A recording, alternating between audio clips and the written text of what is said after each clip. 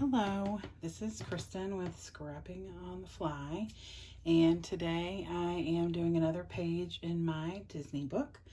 So the next character that I picked was Minnie Mouse, and we're at Chef Mickey's, and it's a picture. I have this one picture of my daughter and my niece, so I wanted to make sure to put the picture of Minnie on her signature pattern.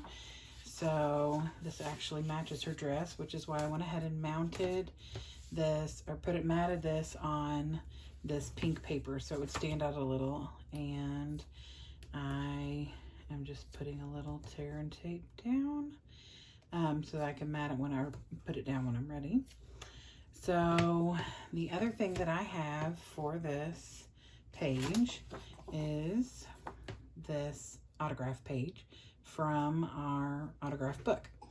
So one little tip that I have, and I'm sure many people have got tips on how the best way to go to Disney, but this would be a tip for going to Disney if you're a scrapbooker especially. So I made my own autograph book, which of course is cost conscious and all that, but also I was able to pick my colors. So instead of just having a white book, which I've found a lot of people don't like, I put multiple colors in there, and I tried to use the colors that either match that character or their signature colors or something along those lines. So for Minnie Mouse, I did a pink paper because that's one of her other colors, and I just put this sticker on here before we left, and when they got in, my kiddos got in line to get autographs, or when we were at the meal getting autographs in the character meals, I just opened the book to the one that was for them. And a lot of the characters thought that was so great. I have a picture of Dale, Chip and Dale, and he actually put an arrow pointing to his sticker saying, "That's me." So they thought that was pretty neat. So this was a really neat idea for me. I had these sides on here. I originally double holed them because I was going to put them in like a book form, but it was easier to just do one book binding clip in the corner so you could flip it easier. It didn't get caught up as much. Super easy, super cheap. You pick your own colors. If you want to go ahead and put a sticker on there, you can. If you want it just to be super easy, you can always trim around their autograph and then mat it on the color that you want to use. Those are some different ideas that I gave to another scrapbooker who was asking what I thought they should do because theirs were on white paper. So these are a couple of the things that I'm going to put on this page. I also have this Disney embellishment that came with these 3 what I think look like balloons. They're like epoxy, and they're like 3D, kind of hard to really see, but so I went ahead and put them on white because I felt like that was going to stand out the most on this red and white paper and go best with the pink. So I went ahead and did that, and then I lightly fussied around her because I didn't want it to be squared off because there's enough squared off with these. And then same thing with the balloons because I also I wanted them to stand out. So I am going to put this down on the page. I already, like I said before, I already put the tear and tape on the back and I peeled it off from there. And I really want to have everything stand out really well. So like with the white, this white paper was a scrap. I love to use my scraps.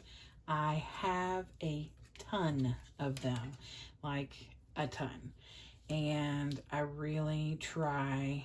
It is a goal of mine, especially this year, to use scraps on every page, whether it is something as small as matting a sticker to the entire page being scraps. I have made, other than obviously the base page, which can't make a scrap necessarily, I have made the entire thing out of my scraps. So I really like to use them up. I hate to be wasteful, but I keep everything.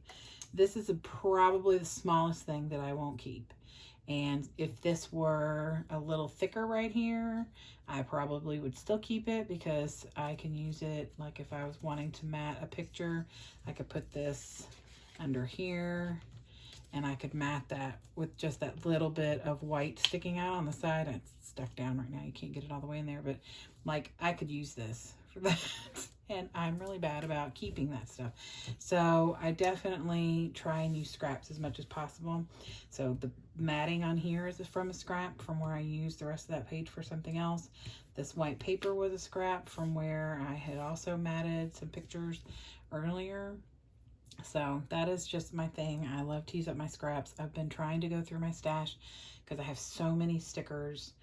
I mean, so many stickers. Do not tell my husband.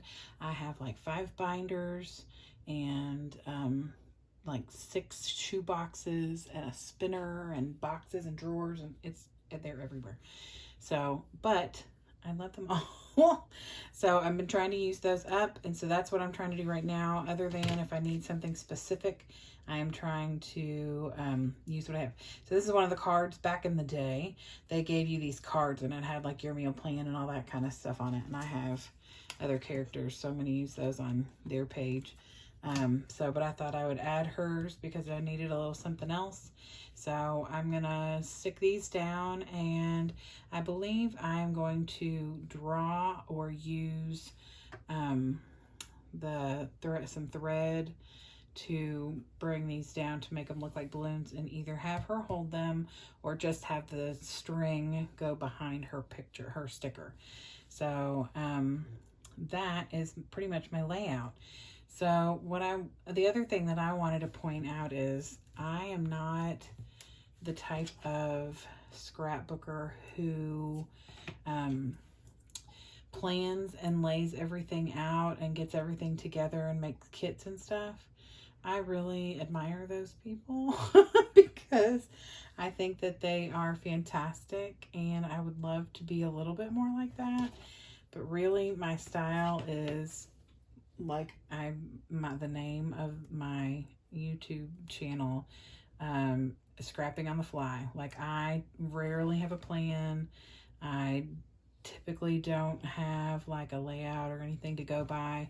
I usually just do whatever, I'm doing. So anyway, I hope you like the way that this all looks like. And if you have any questions, please let me know.